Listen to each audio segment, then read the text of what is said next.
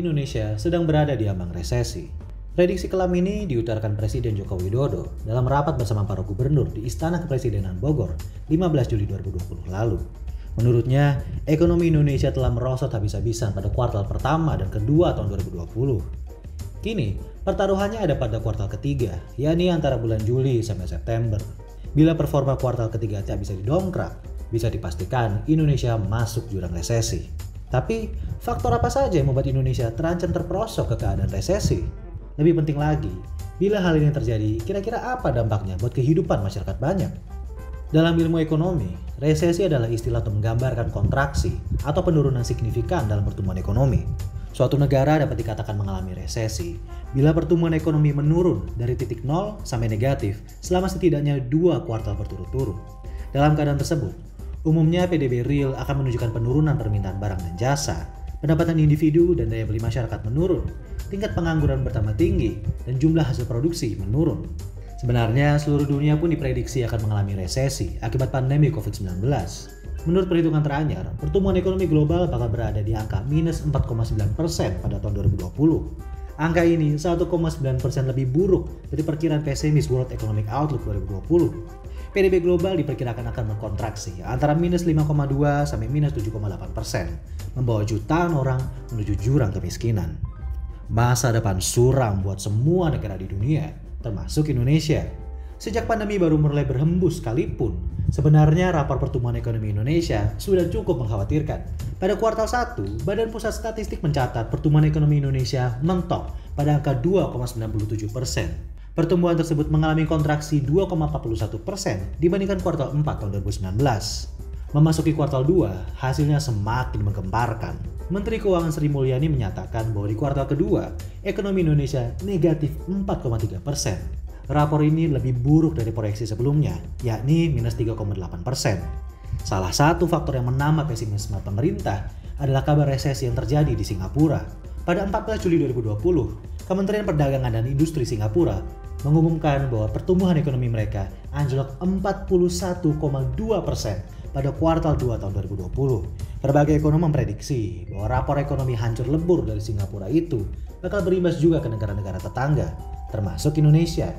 Bila Singapura karam, Malaysia dan Thailand digadang-gadang bakal menyusul mereka.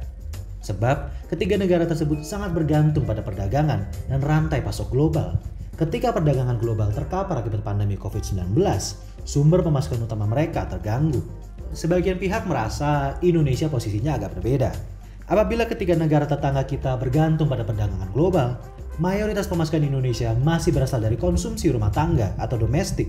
Ekonom Universitas Indonesia, Fitra Faisal misalnya, berkelakar bahwa ketertinggalan Indonesia dalam memanfaatkan arus perdagangan global justru jadi keuntungan terselubung, sebab kita jadi tak sebabak belur Singapura. Namun, ketergantungan Indonesia pada konsumsi rumah tangga dan pasar domestik tak akan menyelamatkan kita. Menurut ekonom Indef Eko Listianto, konsumsi masyarakat yang terpantau melalui indeks keyakinan konsumen dan penjualan retail menurun masing-masing sebesar 31,67% dan 12,45%. Pertumbuhan PDB real Indonesia juga merosot dari 5% di kuartal 4 2019 menjadi 3% pada kuartal 1 2020. Angka pengangguran pun bakal meningkat tajam. Bappenas memprediksi bahwa tingkat pengangguran terbuka pada 2020 bakal loncat jadi 9,2%, jauh di atas angka 5,28% pada tahun 2019. Artinya, dalam waktu dekat, daya beli masyarakat bakal menurun dan pasar domestik kita bakal kocar-kacir. Selain itu, meski tidak langsung dihantam pandemi seperti Singapura, ex-Menteri Keuangan Khatib Basri menyatakan bahwa kemampuan Indonesia untuk bangkit kembali setelah ekonomi merosot tidak sebaik Singapura. Penyebabnya, penerimaan negara masih bergantung pada sektor korporasi, terutama pajak dari perusahaan bidang energi dan sawit. Padahal, penerimaan pajak dari mereka akan turun drastis dalam beberapa tahun ke depan akibat rendahnya produksi dan pendapatan perusahaan. Menanggapi ancaman resesi ini, pemerintah telah menyisihkan dana stimulus khusus untuk penanganan pandemi COVID-19 senilai 695,2 triliun rupiah. Dana stimulus raksasa ini termasuk anggaran 203,9 triliun untuk bantuan sosial, serta bantuan untuk UMKM sebanyak 123,46 triliun rupiah yang dialokasikan untuk bantuan kredit, subsidi bunga pinjaman, hingga insentif pajak.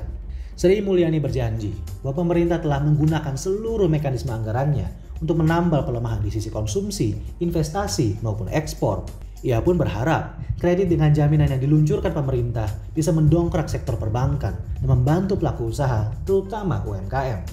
Namun, seperti kata ekonom Fitra Faisal, ekonomi baru akan kembali bergerak bila stimulus tersebut cepat cair dan kurva pertumbuhan pandemi COVID-19 cepat-cepat melandai. Mau tidak mau, Indonesia harus memprioritaskan penanganan pandemi agar pertumbuhan ekonomi jangka panjang tetap aman. Karena bila pandemi terus merebak, orang-orang meninggal, dan angka positif COVID-19 masih tinggi, siapa pula yang bakal tersisa untuk menggerakkan ekonomi Indonesia?